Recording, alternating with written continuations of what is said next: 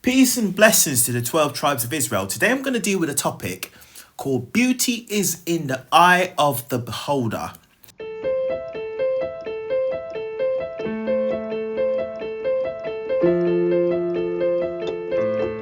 So beauty is in the eye of the beholder.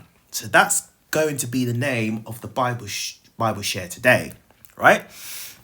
Now, the name of this Bible share, all it really means is that what I'm trying to say is that we shouldn't always judge people on their looks, right? So we shouldn't always judge people on their looks because people have different ideas of what beauty is. What is beautiful to someone is not beautiful to somebody else. But obviously you have certain people who are just so beautiful. You know, they just look really good, really beautiful, really pretty, really unbelievably gorgeous, right? We know that.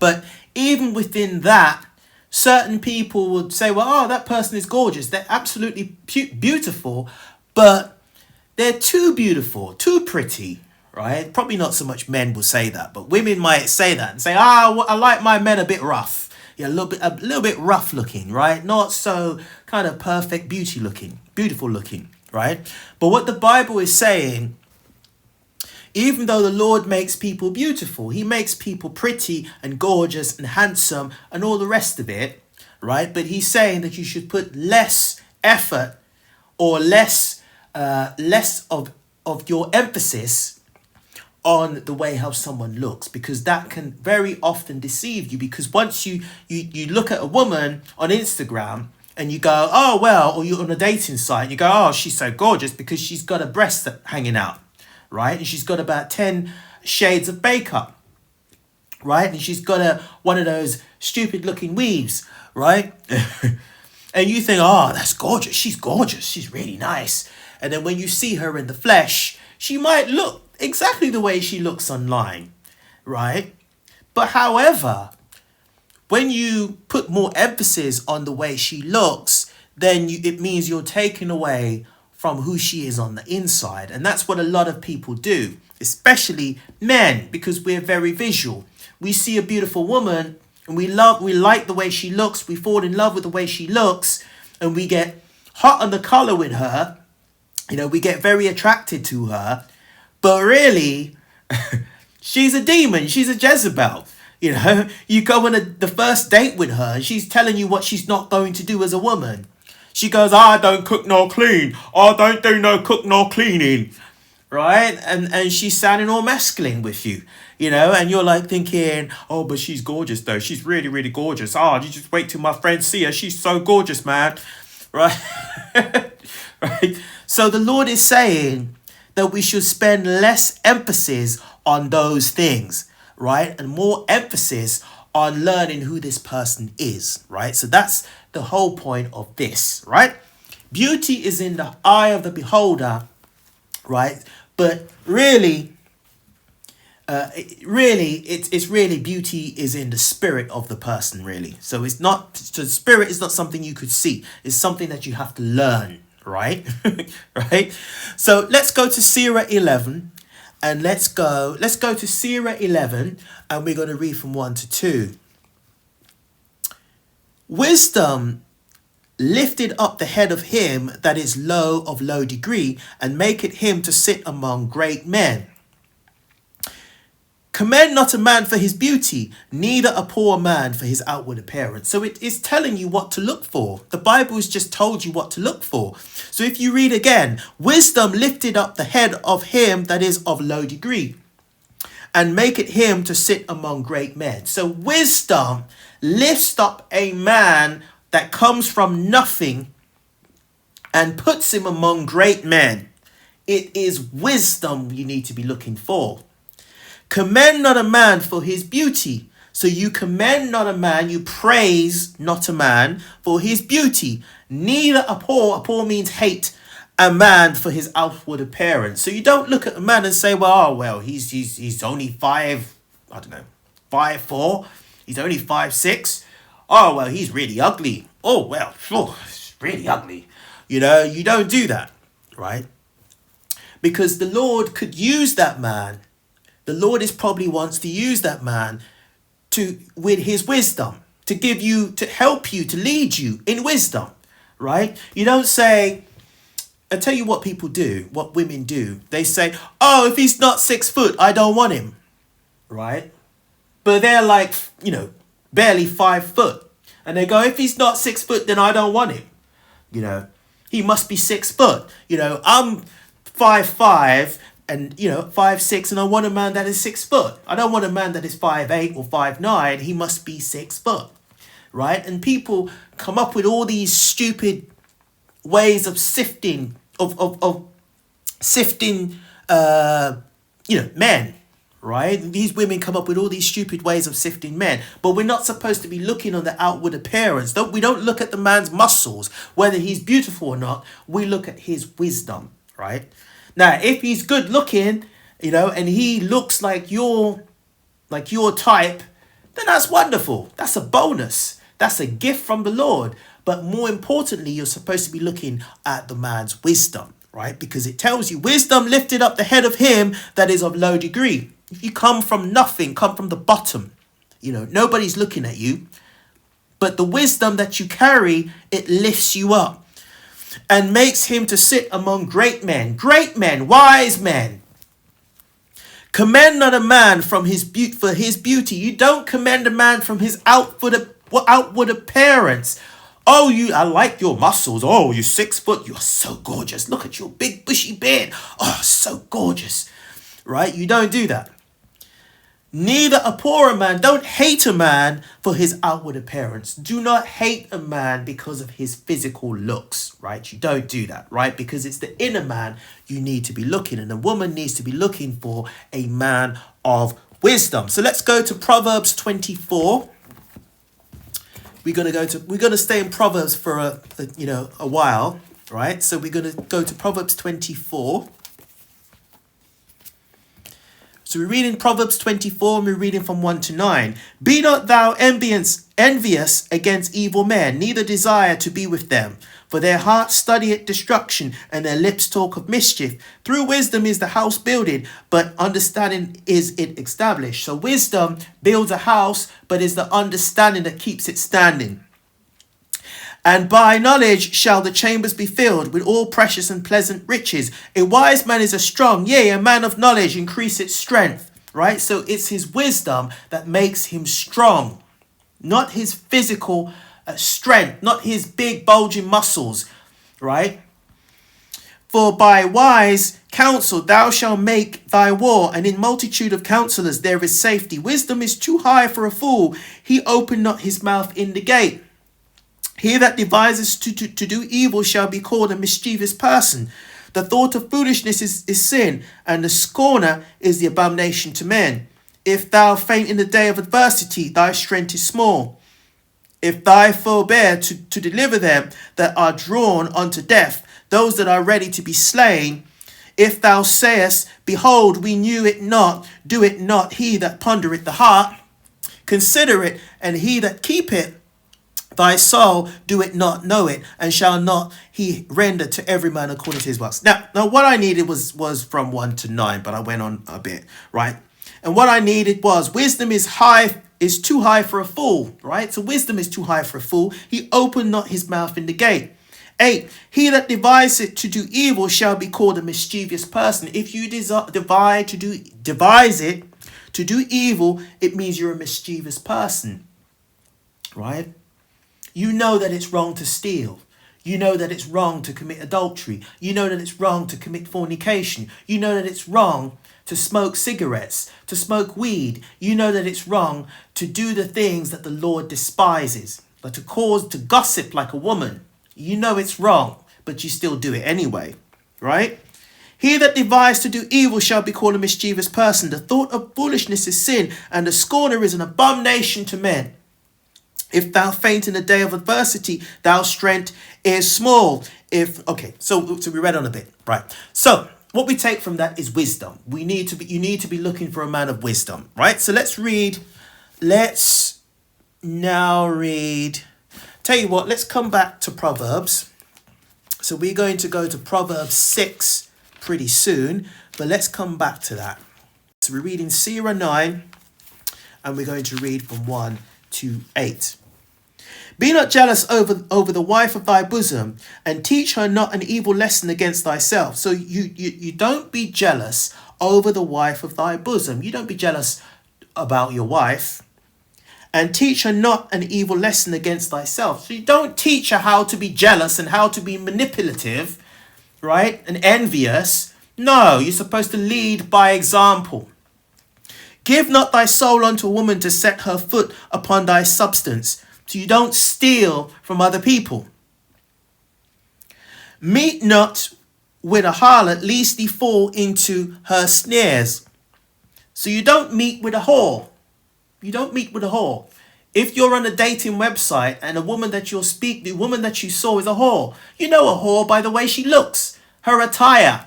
Because when she's on a worldly dating site, she has her breasts out, she has her vagina on show, she has her backside out. She's a whore. She's not wearing a lot of clothes, and she has about 10 layers of makeup, and she has one of those stupid multicolored weaves and those big Jezebel-like fingernails. That's an attire of a harlot. That's a whore. You never meet up with a whore. You never ever meet up with a whore. Meet not with a harlot, lest thou fall into her snares. Use not much the company of a woman that is a singer, lest thou be taken with her attempts. Gaze not on a maid, that thou fall not by those things that are precious in her. Don't gaze at her. When you're online, you know, you're on YouTube or you might be on Instagram. Instagram is a good example, actually, right? You know, Instagram is like the website of, it's like soft porn, right? You go on there and there's so many images, naked images, so many half naked women coming at you doing stupid things on there that it entices you to want to see more and more and more. So if your faith is not strong, you get pulled into that, right? That world of soft pornography, right? So it says, gaze not on a maid. So you don't go online and gaze at a woman, that thou fall not by those things that are precious in her. Don't gaze at her and then you get pulled in by her vagina and her backside and her breasts, right? Next thing you know, you're sending her messages saying, I want to, meet up and do whatever, right? Give not thy soul unto harlots, that thou lose not thine inheritance. You don't give your soul, don't give yourself, don't give your spirit. Your soul is your defining spirit. Do not give your spirit to harlots, the whores. Don't meet up with a whore. Don't gaze at a whore. And don't communicate with a whore. If she's a whore, leave her alone. Give not thy soul unto harlots, that thou lose not thine inheritance. Look not, how would you lose your inheritance? When you start fornicating with a whore. Committing adultery with a whore. Look not round about thee in the streets of the city, neither wander thou in the solitary places thereof. Turn away thine eye from a beautiful woman, and look not upon another's beauty, for many have been deceived by the beauty of a woman, for herewith love is kindled as a fire. Right? Let's read on. So it's saying you don't gaze at a beautiful woman, right? Yeah, we can go online and we see these images, but you're supposed to know what you're looking. If you go on Instagram looking for something, I don't know what would take you on Instagram, but say someone that you know is on Instagram and you go on there, I don't know, because they left a message for you, whatever, right? And you get all these images coming at you, quickly click out of it, because those images are just pulling you into sin, right? And all it's going to do is get you into that world of sin, right? And when you start gazing at these images, these half-dressed women, and if you're not very careful, if you're not very strong, it could pull you into that world again of pornography, of sleeping around, of speaking to these whores, and next thing you know, you're meeting up with these whores and you're in a relationship with these whores, right? Turn away thine eye from a beautiful woman and look not upon another's beauty. For many have been deceived by the beauty of a woman, for herewith love is kindled as a fire. It's not saying that you can't appreciate someone's beauty, but don't gaze, right? It's the gazing and the obsession of looking at that woman's beauty, if you're a man, that is, right? Sit not at all with another man's wife, nor sit down with her in thine arms. You're not supposed to be sitting with another man's wife. Or used to all together, sitting together, all on the quiet, having lunch or having dinner together. I mean, why would you do that, right? Somebody else's wife. I mean, that's wicked, right? Sit not at all with another man's wife, nor sit down with her in thine arms, and spend not thy money with her at the wine, lest thou heart incline unto her, so that through thy desire thou fall into destruction. You're not supposed to be sitting with somebody else's wife. You're not supposed to be having dinner with somebody else's wife, having lunch with somebody else's wife, drinking wine with somebody else, with another man's wife, or by yourself. Use two together, or by yourself. How cozy is that? Right? You're not supposed to do that. And that's what, when you meditate on these half-dressed whores, that's what happens. When you meditate on another man's wife, that's what happens. You want to chase after that woman, and next thing you know, you're committing adultery, and then the husband wants to kill you, right? So let's go to Proverbs. So we're going to go to Proverbs 6, and we're going to read from 24 to 26. Keep thee from the evil woman, from the flattery of the tongue of a strange woman. Strange woman goes into a whore. Lust not after her beauty in thine heart, neither let her take thee with her eyelids. Don't be lusting after her in your heart. This is the same thing I just said. Lust not after her beauty in thine heart, neither let her take thee with her eyelids. For by means of a whorish woman a man is brought to a piece of bread, and the adulteress will hunt for the precious life. So you're now meat to this woman, right? Because she knows that she's got you. Because you're calling her, you're meeting up with her, you're sending her messages, and you're spending your money with her. He knows that she has got you. Right? So you're a piece of meat in her eyes. So it says, for by means of a whorish woman a man is brought to a piece of bread, and the adulteress will hunt for the precious life. Right? So she will take you out. She would take that life away from you. She would take your life away from you. Spiritually, physically. Right? You never ever waste time with a whore. A whore is there to waste your time, and you don't have time to waste. Right? Let's go to Proverbs 2, reading from 16 to 20. So we're reading Proverbs 2, and we're reading from 16 to 20. To deliver thee from the strange woman, even from the stranger which flattered with her words. So the strange woman again goes into the whorish woman, the harlot, which forsaketh the guide of her youth, and forgotten the covenant of her God, right? So she forsakes her training from being a child from her parents, and she's forgotten the laws in the Bible, right? She's forgotten what the Bible says pertaining to whoredom, fornication, and adultery. But her house inclined unto death, and her paths unto the dead. Right, so she brings death spiritually and physically and spiritually. For her house inclined unto death, and her paths unto the dead. So her paths now moves on to the dead. You become dead spiritually because now you're in trouble with the Most High, because you're now having sex with a whore. None that go unto her return again, neither take thy hold of the paths of life. So you're now addicted to this whore. You want to keep coming back, having sex with her the whole time, having sex. And what does that do? It gets you in trouble with the Most High. And then not only that, it can bring diseases, it can bring babies, and it can bring other men who are doing the same thing with her, being angry with you. They're envious with you because they perceive her as being her woman and you're having sex with their woman. That thou mayest, none that go unto her return again, neither take thy hold of the paths of life, that thou mayest walk in the way of good men and keep the paths of the righteous. So you're supposed to walk in the way of a good man, not talking online with whores, right? Not meditating on whores, not watching pornography, and not actually calling these people up and wanting to meet up with these whores, right? It says that thou mayest walk in the way of good men and keep the paths of the righteous. So you're supposed to keep the path of the righteous. So let's stay in Proverbs and let's go to Proverbs 21. So we're going to just knock off these verses quickly. So we're going to do Proverbs 21:9.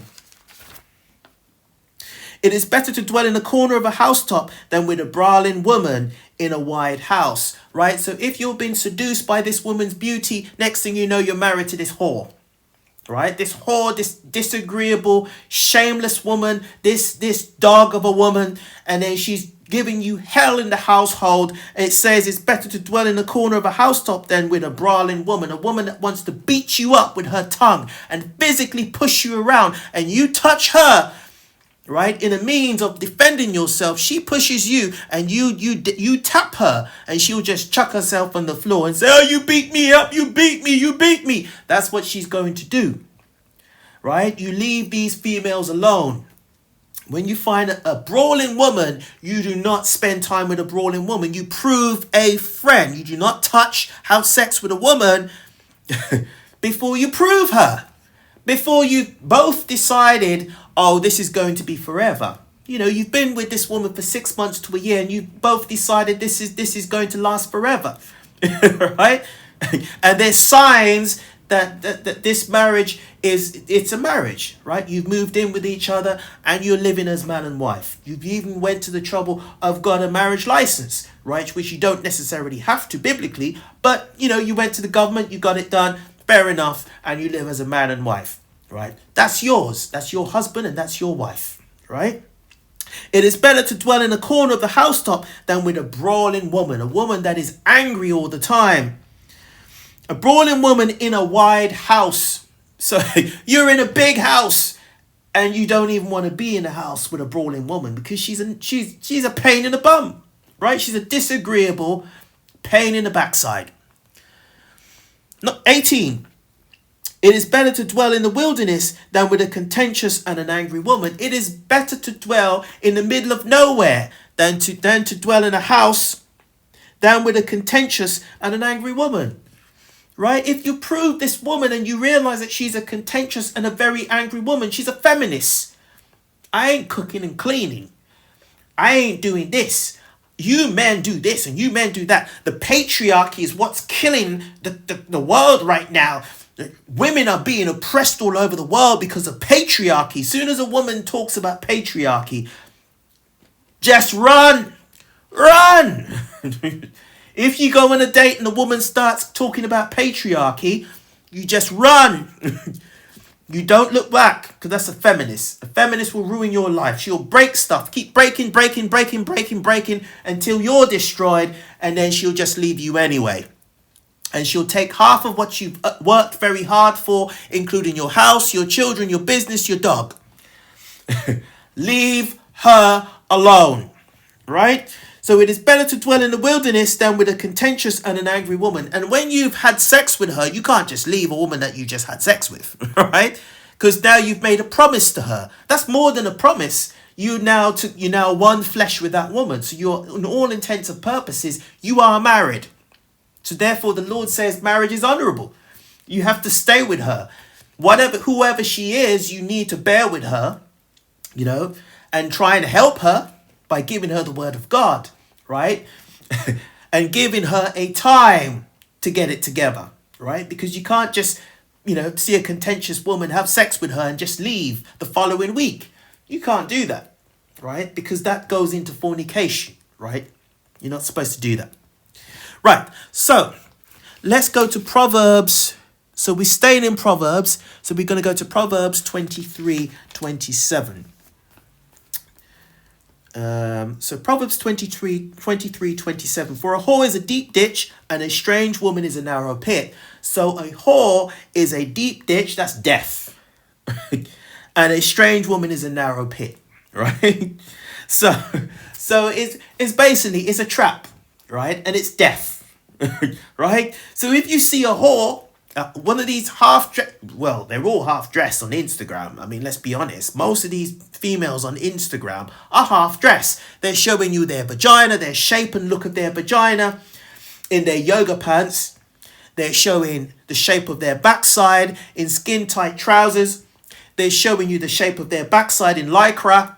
They're showing you their breasts with tops cut all the way down to their belly button, their breasts popping out. Those are whores, right? That's a whore. The Bible says for a whore is a deep ditch, right? It's death. She brings death. She brings a trap and she brings death. And a strange woman is a narrow pit, is death, right? She's going to bring death and destruction. So you leave her alone, right? Proverbs 31. So we're now going to go to the virtuous woman. So we're going to read a little bit of that. Proverbs 31, and we're going to read from 10 to 12. So this is still, beauty is in the eye of the beholder. But really what I mean is, beauty is in the eyes of someone who's looking into that person's spirit. It's not in the beauty, the physical looks of someone, it's someone's spirit, right? Now, if someone is beautiful, then it makes that, it's a bonus. It's a great gift, right? It means the Lord is looking down and saying, I know what you like, and I'm going to give you what you like physically, but I'm also going to give you what is good for you spiritually. Right? But the most important element is the spiritual angle. What is the inner man? The inner man. You know, the inner man of someone, right? So we read in Proverbs 31, and we're going to read from 10 to 12. And who can find a virtuous woman? For her price is far above rubies. The heart of her husband do it safely trust in her, so that he shall have no need of spoil. She will do him good and not evil all the days of her life. So a virtuous woman is a very hard woman to find, because this whole chapter explains what a virtuous woman is. She's a hard-working woman, a trustworthy woman. She's a woman that loves her husband, loves her children, and she does everything for her whole existence is about pleasing her husband and taking care of her children and being industrious, not lazy, not sleeping all day, not waking up 10 o'clock in the morning when she should be waking up 6 o'clock when her husband is getting up to go to work so that she can fix him some breakfast. Right? It says a virtuous woman is for who can find a virtuous woman? She's very hard to find, for her price is far above rubies. The heart of her husband do it safely trust in her, so that he shall have no need of spoil. So he safely trusts in this woman because she's a virtuous woman, right? She will do him good and not evil all the days of her life. So he can trust her. And that's really what you really mainly want, is a woman that you can trust. So that's the woman that you need to be. These are qualities that you need to be looking for in her soul, in her inner man, right? You need to be looking for a woman, not a woman with her breasts hanging out or her vagina showing out for the whole world to see, or her backside showing out. You need to be looking for a woman of wisdom, a woman of wisdom, and a woman that you can trust. Not a woman that is going to go on YouTube and tell everybody your business, or go on social media and blab your business to everybody. You need someone who you can trust. Right? You need someone who you can trust. So let's go to Sirah 22, and we're going to read from 1 to 5. So Sirah 22, and we're going to read from 1 to 5. A slothful man is compared to a filthy stone, and everyone will hiss him out to his disgrace. A slothful man is a lazy man, right? A slothful man is compared to the filth of the dunghill. Every man that taketh it up will shake his hand, right? So he is compared to filth, right? Poop. Right?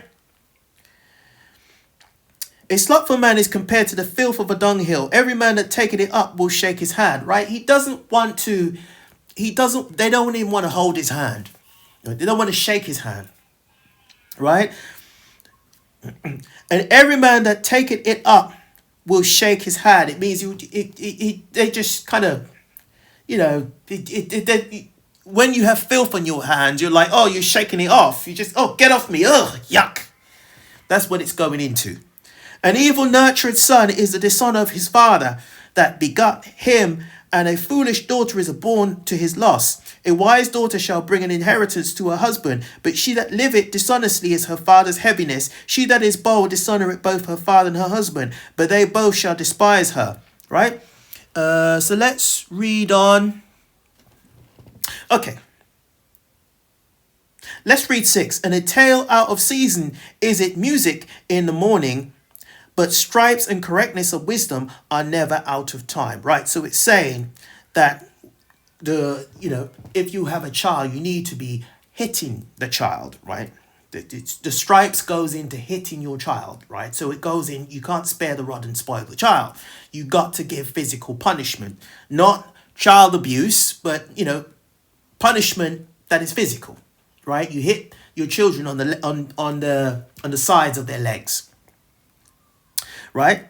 And correction of wisdom are never out of time, right? Right. So you got to correct your children, right? So the reason why I read this is to say that the man that you need to be looking for is a man who's not lazy, right? A man who's sleeping all the time, or just lazy, and just, he sits around, just doing filth, listening to music, smoking weed, just doing foolish things, right? That kind of thing. So that's the type of man that you don't need to be looking for, right? So let's go to 1 Timothy 2, and we're going to come back to... So we're going to... In like manner also that the woman adorn themselves in modest apparel, with shamefacedness and sobriety, not with broided hair or gold or pearls or costly array, but which becometh women professing godliness and with good works. So your outward... So the clothes that a woman wears adds to the way... you should be judging a woman on the way on the way she looks, right? Let the woman learn in silence with all subjection, but I suffer not a woman to teach or usurp the authority of men, but to be in silence. A woman should be in complete authority to men. For Adam was first formed in Eve, and Adam was not deceived, but the woman being deceived was in transgression. Notwithstanding, she shall be saved in childbearing if she continue in faith, charity, holiness with sobriety. Right. So if you read up to 9, it says, in like manner also the women adorn themselves in modest apparel. Right. So a woman is supposed to adorn herself in modest apparel. With shamefacedness, it means that she's supposed to be submissive, meek. And sobriety means that you're not drunk, right? You're not high. You're in your right mind. Not with broided hair, so you're not supposed to have all this multicolored hair, bright blue, bright green, bright pink, and all this nonsense, right? Or gold, or pearls, or costly array. You're not supposed to bring attention to yourself. You're not supposed to tattoo your whole body if you're a woman. Jewelry all over, jingling. But which become it women of godliness and good works. So the women of godliness. So the women professing, but becoming women professing godliness, right? So you're supposed to be following women professing godliness, right? So women of old that are professing godliness. With good works. Let the woman learn in silence with all subjection, but I suffer not a woman to teach. Okay, all right. So it's saying Adam was not deceived, but the woman being deceived was in transgression. Notwithstanding, she shall be saved in childbearing. So women should be bearing children, right? Because too many women, they say, well, I left my husband because, he wanted me to have a child. And I was more concerned about my career. I wasn't really bothered about having a child. And then when you realize that this woman is in her 30s, it just makes everything that bit more stupid. Because your job is to bear children, right? But a lot of these career women, especially here in the West, their main concern is their career. Right? They're not concerned about bearing children, marrying and bearing children and ordering the house as the Bible says that she should. They're more concerned about their career. There's nothing wrong with gaining an education and having a job, but you're not supposed to let that job get to your head where you want to become the top this and the top that, and I need to climb here and climb there, and women are not supposed to be like that, right? Because whatever you're doing is supposed to be in support of your husband. Right? Notwithstanding, she shall be saved in childbearing. So it's having the children will save you if they continue in faith and charity. Charity means good works, and holiness with sobriety. So that those are all goes into good works, right? So let's now go to Sirah 26, reading from 1 to 3. Sirah 26, and we're reading from 1 to 3. So we're just going to close up now. with Sirah 26, reading from 1 to 3. So we're going to read about the virtuous woman. Blessed is the man that had a virtuous woman, a virtuous wife rather, for the number of his days shall be doubled. So his days will be doubled. It wouldn't be cut short, right? Because if you have to dwell on a housetop because you're with a brawling woman, you're clearly not having a great time, which adds stress on your life, and it shortens your life because your body was not made to take on that much stress, right? He also says it's best to live in the wilderness than with a contentious woman. Again, you don't want to go home. You prefer to stay outside of the house because if you go home, you're going to get a contentious woman. You're going to get a woman who's going to bring stress on your door, right? So it said, blessed is the man that hath a virtuous woman. This is a woman in Proverbs 31, a woman that you can trust, you can rely on. For the number of her days shall be doubled. So the number of his days, rather, shall be double, because she wouldn't shorten your life. You'll live the full years, your full years. A virtuous woman rejoiceth her husband, and he shall fulfill the years of his life in peace. He shall have peace. You have a wife at home. You should be, wow, I can't wait to go home. I can't wait to hug my wife. Wow, we're going to have a great time tonight. We're going to watch movies all night. She's gonna cook me a nice meal. We're gonna, talk all night. We're gonna be intimate all night. It's gonna be great. It's gonna be like old times. Wow, can't wait. Right? So that's how you're supposed to be as a husband. You're not supposed to be like, oh, she's gonna stress me out. I don't want to go home. You're not supposed to be like that, right? So a good woman it gives a good wife. Let's read 2 again. A virtuous woman rejoiceth her husband. So she rejoiced with her husband because she's now found a head, and he shall fulfill the years of his life in peace. So as a result, he has a helpmeet, and now he now has a proper one flesh, because he's now been given a wife from God himself.